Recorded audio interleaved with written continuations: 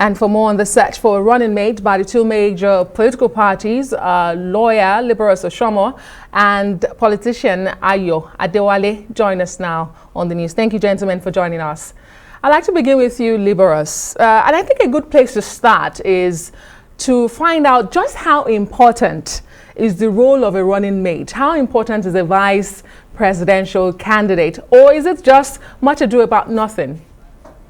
Ordinarily, you would say it's much ado about nothing because Section 141 of the 1999 Constitution does not really, give so much powers or duties to the vice president apart from those donated to him by the president, and then by the powers of the president vested in Section 5 of the Constitution, which makes him what you can term, a tenured monarch.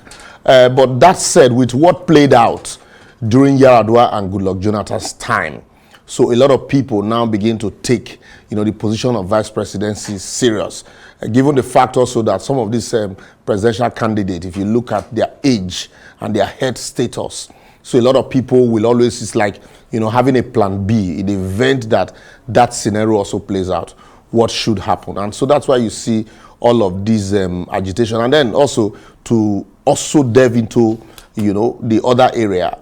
Ordinarily, before now, religion wouldn't have been, a factor, because people are quick to point to the June 12th election where you had Abiola and Babagana Kingibe, and people really didn't bother, what their religion was. But with what had happened in the past 7 years, you would say even with a vice president who was a Christian, a pastor, and with the killings and the lackadaisical and consign me attitude of the president and the people that surrounded him. And then secondly, the nepotistic appointment of Mr. President also. Now people begin to take, these issues seriously.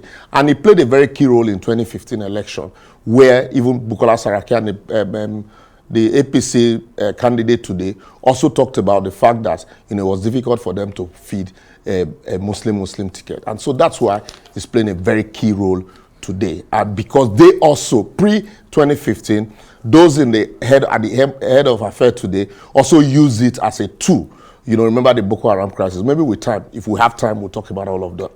Let me bring in Mr. Adewale here. Very interesting point you've just made, Liborous. Mr. Adewale, taking a look at what's really playing out here, I mean, I'm hoping, or rather, I just want to say, will there ever come a time when we can move past this narrative of what religion or ethnicity the vice president belongs to? Do you think this whole balancing act is something we cannot move away from? Talking about deciding where the vice president comes from, and what do you speculate will play out in the major parties that we're seeing today?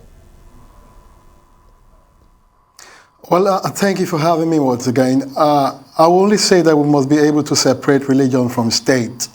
If we don't do that, then we're going to be putting a lot of hiccups and hindrances before us. There are countries in this world that have developed without religiosity. Example is China. Another one is Poland, and a lot of these Scandinavian countries. You can see how their society have been wired towards progress, towards having competent people in power, and towards putting their hands on the plow. I do understand the feelings of Nigerians, and we've seen over time that religiosity have not really moved us forward. If you go to many of these countries that we go for our pilgrimages, especially in Saudi Arabia and in Israel, you understand that religion is not the bane of their development. It only helps to culture their behavioral manner. And I will appeal to all Nigerians that yes, we hinge on to our various beliefs in religion, but again, we should look at the competence of whoever that is coming to lead us. I take Asiwaju as an example. I stand to be challenged. How many states have returned schools back to their missions? In Lagos State, Asiwaju took the bold step as a Muslim to return schools back to missionaries. And while other people were afraid of doing that, he went forward, and that has helped to improve the education system in Lagos State. And beyond that, let me come in here before I read out what Asiwaju Tinubu has achieved or not achieved over time. Now, would you blame those who are really calling for consideration to where the VP comes from? Going by the recent killings we have seen in the name of religion in the country, and in most cases, most of those perpetrators are hardly brought to book. Would you blame those who are saying there has to be a balancing act? We have to have someone there to give some kind of, what I call it, concern, or will take action when such things repeat themselves? Before throwing blame games, look at those who have been killed. We have more Muslims that have been killed than Christians. Those who kill them only throw out the toga of religion. And they do that to masquerade their act. Even at that, they still kill more of the people who they profess to belong to the same religion. So we should not follow that narrative. That narrative is more political. We should be very objective to look at what confronts us. Liborous, Oshoma, let me bring it back to you. Some would say politicians have for a long time exploited those fault lines of ethnicity and religion, and they're doing so just again. So at this point, do political parties look to sentiment? Do they look to the agitations or the numbers? Because elections are all about numbers. It's not the politicians at this time. Because left to the politicians up north, they're already telling you, let's look at competence. Mind you, these were the same people that played the religious card when it favored them. And today the tables have turned and they will tell you, let's look at competence. And so the people who have been consistently shortchanged and bear the brunt of the long stick are the ones saying, look, we want a sense of belonging. We want a fair deal. We know, yes, in an ideal, my friend and brother is talking about idealism. There's a difference between idealism and reality. In Nigerian politics today, the ruling party had consistently used religion as a card. In 2015, let's look at the numbers. In 2015, who was Oshibanjo before Tinubu? It's a notorious fact, before Tinubu nominated him and supported him because they knew the role Muslim ticket would play. Why didn't they nominate a Muslim from the north? Why didn't Tinubu take the position? But he nominated a hitherto unknown Attorney General who was only known in Lagos, and they rally around him. And that's why people are saying, look, it's the same thing. It does not have to be a Muslim who is known. The governors are the leaders of the party at the various states. All you need to do is select a competent person of a different religion, because that has come to play a very key role in our politics today. Select a competent person from a different religion who will also give the other set of people a sense of belonging in the entity and in the party. And once you do that, then all of you can support that candidate. It must not be that until he's a Muslim, that's when you will say you will have acceptability. If you do that, what you are indirectly telling the rest of Nigerians is that your political clout amount to nothing. If until you select a Muslim, that's where you can talk to your people to support. No. So it is not the politicians that are playing this now. It is the people that are saying, we have suffered so much, we have bear the brunt and the insensitivity of this government in as far as religion is concerned. And so because of that, it has become a deciding factor. Otherwise, nobody will care. What we'll be talking about will be the competence. What can the candidate do? What can they deliver? How much of the work at hand can they do? Talk about federalism, talk about fiscal federalism, talk about policing, state policing, independence of the legislature and the judiciary, and all of that. But unfortunately, we are not discussing those issues because of the experiences, the precedent that had been set by this government, even the previous one. And so they've elevated religion to a statecraft, like you said in your question. And the people have, have been bitten by that bug, and now they can no longer keep quiet. And quickly, as an aside, when these issues happen, what has been the response of the president in some of the areas?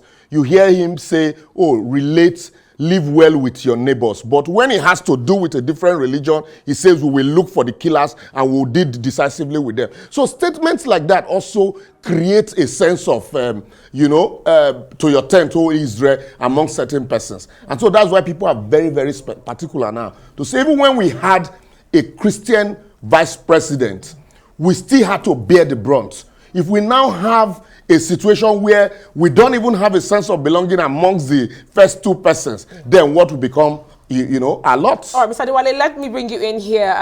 This feels like more of a stock pick that I'd like to do on a Friday with the options before us. Let's begin to look at the parties. In 48 hours, the PDP will be announcing the candidate for the position of the vice president. What do you think is likely to play out here? We have Wike, that's the governor of Rivers State. We have the governor of Delta State, Okowa on the other hand.